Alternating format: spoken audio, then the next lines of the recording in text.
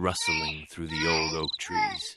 Malcolm, seated on his creaking porch under a vast starless sky, froze as the haunting sound pulled him from his quiet thoughts. Life in his quiet southern town was simple, but tonight, the simplicity was broken by a sound soft, distant, and unmistakably human. A baby's cry. Startled, Malcolm rose and peered into the shadows of his backyard. The cry grew louder, pulling him toward the edge of his garden, where the moonlight faintly illuminated a bundle lying in the dewy grass. His heart raced, torn between a surge of protective instinct and an unshakable dread of the unknown. Each step toward the bundle felt heavier, as if the air itself carried a warning. Heart pounding, he approached cautiously. Wrapped in a faded blue blanket was a baby, no older than a few months, staring up at him with wide, unblinking eyes that seemed to hold a knowing, almost unnatural stillness. Its expression was calm yet unsettling, as though it had been waiting for him all along. "Who left you out here, little one?" Malcolm murmured, his voice trembling with a mix of concern and confusion. There was no answer, of course, just the baby's steady gaze. Cradling the child in his arms, he carried it into his small, tidy home. The air inside smelled of pine wood and old books. Malcolm placed the baby gently on the worn couch, then hurried to the kitchen to make tea, hoping to calm his nerves. As the kettle whistled, he poured 2 cups, reasoning that even a baby might appreciate the warmth on such a chilly night. He dipped a finger into the tea to cool it, before letting the baby sip a little from a teaspoon. "There you go," he said with a smile. "That'll keep you warm." The baby watched him intently as he busied himself making dinner. Malcolm cooked a simple meal: rice, beans, and some chicken he'd been saving. It was a comforting dish, one that reminded him of his childhood and the meals his mother used to prepare on quiet nights like this. He hoped its warmth and familiarity would calm his nerves and offer some solace to the strange, silent child. He set a small portion aside and mashed it finely for the baby. The child ate without fuss, its gaze never leaving Malcolm's face. Later, he found an old quilt in the closet and made a makeshift bed in the corner of the living room. He laid the baby down, tucking it in snugly. Exhausted, Malcolm sat at the table and poured himself a glass of rum. The amber liquid glistened in the dim light as he raised it to his lips, savoring the warmth that spread through his chest. That was when he heard it. "You make your tea, you give me some. You cook your food, you give me some. You make your bed, you lay me down. You drink your rum, you give me none. Take me back where you get me from." The voice was small, high-pitched, and clear as a bell. Malcolm froze, the glass slipping from his hand and shattering on the floor. His heart thudded painfully in his chest as he turned to look at the baby, who now sat upright in the quilt, its unblinking eyes glinting with something otherworldly. "What? What did you say?" Malcolm stammered, his voice barely a whisper. The baby repeated the words. "You make your tea, you give me some. You cook your food, you give me some. You make your bed, you lay me down. You drink your rum, you give me none. Take me back where you get me from." The room grew heavy, and the shadows in the corners seemed to stretch and shift. Before Malcolm could react further, a chilling breeze swept through the house, extinguishing the lamps.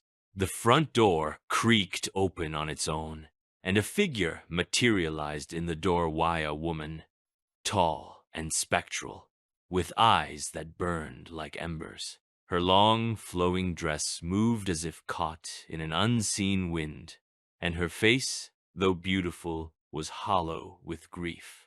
"You have my child," the woman said, her voice echoing as though it came from the depths of a cavern. The woman stepped closer, her gaze softening as she looked at the baby. "This is no place for us. We belong to the night, where no living man should tread." With that, she extended her arms, and the baby floated toward her, falling away, to reveal its form shimmering and translucent. The two figures, mother and child, began to fade, their outlines dissolving into the darkness. Before they disappeared completely, the woman turned to Malcolm one last time. "Be careful what you invite into your home," she warned, her voice a haunting whisper. "Not all lost souls seek salvation." And then they were gone. The door slammed shut, and the room was silent once more, save for Malcolm's ragged breathing. He stood there for what felt like hours, the shattered glass at his feet glinting in the faint moonlight. From that night on, Malcolm never ventured into his yard after dark, and though he never saw the woman or her child again, he often felt their presence, a chill in the air, a whisper in the wind, and the unshakable feeling that the line between the living and the dead was thinner than he'd ever imagined. Malcolm began to research the history of his land, uncovering tales of old burial grounds and tragic deaths, including that of a woman and her infant lost in a fire many years before. He visited the local library, where dusty tomes and faded newspaper clippings hinted at ghost stories whispered for generations. It became an obsession. He needed to understand why they had come to him, and what more might be lurking beyond the veil. He spoke to old-timers and local spiritualists, each with their own chilling tale, their own warnings. Some told him he had been chosen. Others claimed he had unknowingly stepped into an ancient curse. The truth seemed always just beyond reach, like a shadow that moved when he turned his head. Years passed, and Malcolm's life returned to a semblance of normalcy, though he remained a man marked by the past. But one fateful night, as he sat in his armchair reading by the dim glow of a lamp, a familiar chill crept into the room. The air grew heavy, and the shadows stretched unnaturally once more. From the corner of his eye, he saw movement. Turning slowly, Malcolm's breath caught in his throat. Standing there was a teenager, tall, gangly, and unmistakably the same child he had found all those years ago. The boy's eyes burned with the same unsettling intensity, and his expression was one of quiet malice. "You thought you could forget me?" the ghostly figure said, its voice deeper but laced with the same eerie cadence. "I've come home, Malcolm." Malcolm's heart pounded as the teenager stepped closer, his translucent form flickering like a dying flame. The walls of the house groaned, and objects began to shake and rattle, as though the very structure were protesting the presence of the uninvited spirit. Night after night, the ghost returned, tormenting Malcolm with whispers, cold touches, and the constant shifting of shadows. The house, once his sanctuary, became a prison. The teenager's presence grew stronger, more malevolent, until it seemed he was no longer content to simply haunt. The ghost began to take over, corrupting the very essence of the home. Doors slammed shut on their own, windows shattered without cause, and the once cozy rooms became cold and unwelcoming. Malcolm tried everything to rid himself of the spirit: prayers, rituals, even seeking the help of a local priest, but nothing worked. The ghost was bound to him, tethered by the fateful night he had taken the baby in. The priest arrived one rainy afternoon, his presence a stark contrast to the oppressive atmosphere of the house. Dressed in black, with a solemn expression, he carried a thick Bible and a silver crucifix. He moved through the house, sprinkling holy water and muttering prayers, but the air grew heavier with every step he took. The walls trembled, and the ghost teenager appeared, his form flickering with malevolent energy. The priest's voice faltered as the ghost's laughter filled the room, low and mocking. "You've never faced anything like me," the ghost sneered. The priest, pale and visibly shaken, clutched his crucifix tightly but took a step back. "This is no ordinary spirit," he whispered to Malcolm, his voice trembling. "It's bound to this place, bound to you. I cannot banish it." With that, the priest fled, leaving Malcolm alone with the entity that had taken over his life. The ghost smiled, its fiery eyes gleaming with triumph. "No one can save you now," it said, its voice reverberating like thunder. This is my house, my domain. One night, as Malcolm sat in the darkened living room, clutching a Bible in trembling hands, the ghost appeared again. This time it was different. The teenager's form was solid, his presence oppressive. This is my house now, the ghost declared, his voice reverberating like thunder. You took me in, and now you'll never be rid of me. Malcolm, exhausted and broken, fell to his knees. What do you want from me? He cried. The ghost smiled, a chilling expression devoid of any warmth. I want what was taken from me. Your peace, your life, your soul. And from that night forward, Malcolm's house became a place of terror, a beacon for darkness that no one dared approach.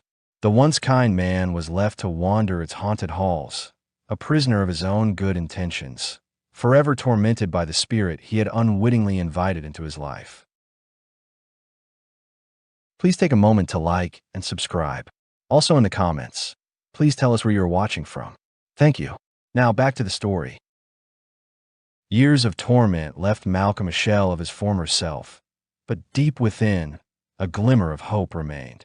Desperate for answers, Malcolm unearthed an old journal left by his grandmother, a woman known for her wisdom in matters of the supernatural.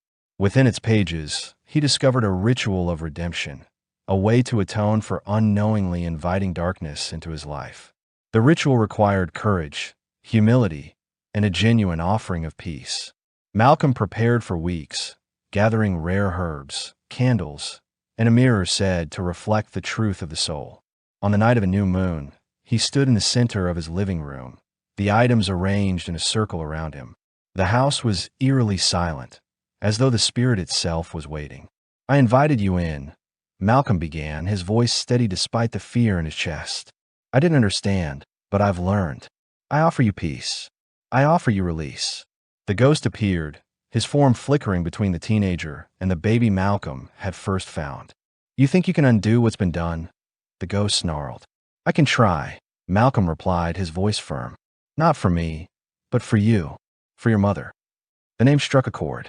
The ghost hesitated, his fiery eyes dimming. Malcolm held up the mirror, its surface glowing faintly.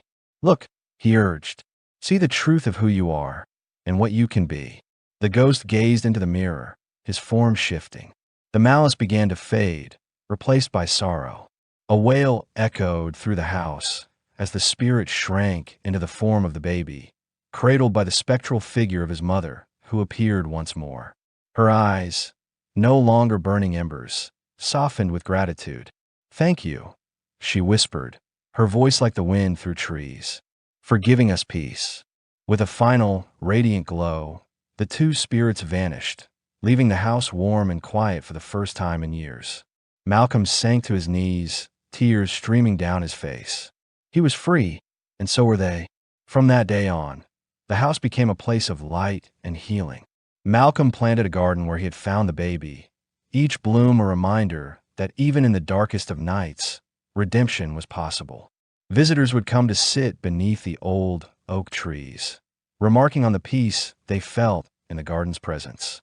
Malcolm, now a storyteller and healer in his community, would share his tale, not to frighten, but to teach. He spoke of kindness, of consequence, and of the unseen bonds that can outlast death. The legend of Malcolm's house lived on, not as a haunted place, but as a sanctuary where lost souls were once offered tea, warmth, and a chance at peace. And though the night remained ever mysterious, those who passed by the garden swore they could hear the faint sound of a lullaby on the wind, sung by a mother to her child, finally at rest. Thank you for watching. Please like, subscribe, and tell us where you're watching from. Thank you.